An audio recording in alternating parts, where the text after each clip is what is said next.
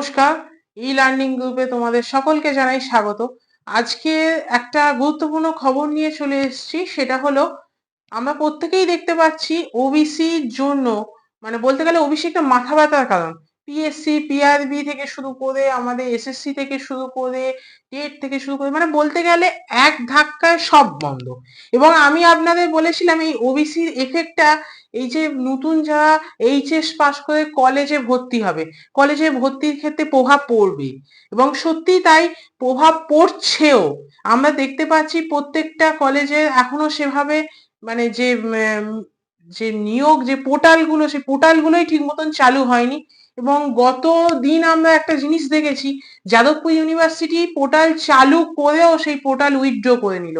তার কারণ প্রত্যেকটা ইউনিভার্সিটি ভিসিদের কাছেও এই ওবিসির ব্যাপারটা ক্লিয়ার নয়। যদিও আগের বারে এই পুরনো নিয়ম হিসাবেই ওরা চালিয়েছিল নিয়োগ প্রক্রিয়া, কারণ মানে মাফ করবেন, নিয়োগ প্রক্রিয়া না, মানে এই যে যেটা ভর্তি প্রসেসটা চালিয়েছিল, তার বিশেষ কারণ আছে। কারণ তখন কিন্তু জিনিসটাই ওবিসি ওবিসি ব্যাপারটা এতটা প্রচার পায়নি, ফট করে হয়ে গেছে, ব্যাস ঠিক আছে। কিন্তু এখন এই এক বছর যা নিউজ হওয়ার হয়ে গেছে, এখন কিছু একটা স্টেপ নিলেই বলতে গেলে প্রত্যেকটা স্টুডেন্ট, প্রত্যেকটা পাবলিকের কাছে একটা মানে ভাইরাল নিউজ হয়ে যাবে যে একটা নিয়োগ ওবিসির জন্য এত কিছু বন্ধ, এদিকে কি করে ভর্তি কলেজ বিশ্ববিদ্যালয়ে ভর্তির প্রসেস চালাতে পারে।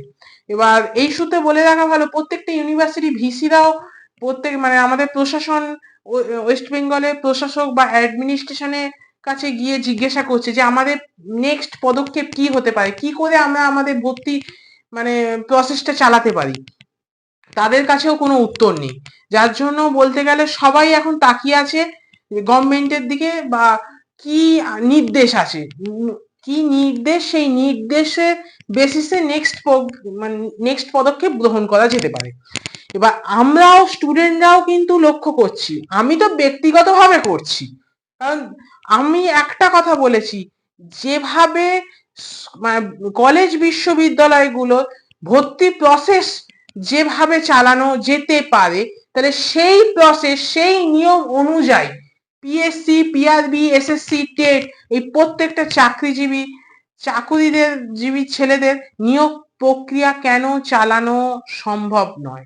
নিশ্চয়ই সম্ভব। এটা যখন কলেজ বিশ্ববিদ্যালয়ে ভর্তির প্রসেস যখন ওবিসির জন্য নিশ্চয়ই উল্টো বাইপাস একটা যদি নিয়ম বার হয়, তাহলে আমাদের ক্ষেত্রে এই নিয়মটা প্রযোজ্য হওয়া তো উচিত।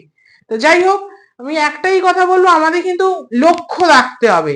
মানে বলতে গেলে আমার যদি এক সেকেন্ডের জন্য মিস হয়, তোমরাও কিন্তু লক্ষ্য রাখবে, প্রত্যেকে জিনিসটার উপর লক্ষ্য রাখো। যদি ওরা যদি নিয়োগ প্রক্রিয়া বা ওদের কলেজ বিশ্ববিদ্যালয়ের ভর্তি প্রসেস যদি চালাতে পারে, তাহলে আমাদের নিয়োগগুলো কেন হবে না? আমাদের কেন দীর্ঘদিন পিএসসি, পিআরবি প্রত্যেকটা চাকরি নিয়োগ স্টপ হয়ে গেছে, বলতে গেলে এক নিমেষে স্টপ। আর একটা জিনিস আমি আলোচনা করছি, না বলে পারছি না, কর্মসংস্থানে দেখছিলাম বলছে নাকি সেপ্টেম্বর মাসে মোস্ট প্রবাবলি পুলিশের এক্সাম, এবং এবং আর 40,000 নাকি স্কুলের নিয়োগ প্রক্রিয়া। আমি একটা কথা বলছি ভাই, যেখানে ওবিসির জন্য সব বন্ধ, এই কর্মসংস্থানের মতন পেপার গুলো কি করে ভাই, কোন সোর্সে তুমি খবরটা বার করেছো? স্টুডেন্টরা দিনের পর দিন আন্দোলন করে গেছে, আমি বিশেষ করে আমি আমার ইউটিউব চ্যানেলের পক্ষ থেকে আমি গিয়ে সেখানে গিয়ে ভিডিও করেছি, সেখানে গিয়ে কভারেজ দিয়েছি, আমাদের কাছে কোনো খবর নেই। কর্মসংস্থান পেপারে কোন সোর্সে ভাই তোমরা খবর পাও সেপ্টেম্বর মাসে পুলিশের পরীক্ষা হবে, আবার 40,000 নাকি স্কুলে নিয়োগ হবে? কোথা থেকে ভাই? সত্যি তো আমার তো জানা নেই। যাই হোক, আমরাও লক্ষ্য রাখছি, যদি নিউজটা সত্যি হয় তো খুবই ভালো, আর যদি এই নিউজটা যদি মিথ্যে হয়, তো এবার স্টুডেন্টরা বুঝে নাও তোমরা কি করবে, তোমরা কেস করবে না কি করবে, সেটা তোমাদের ব্যক্তিগত ব্যাপার।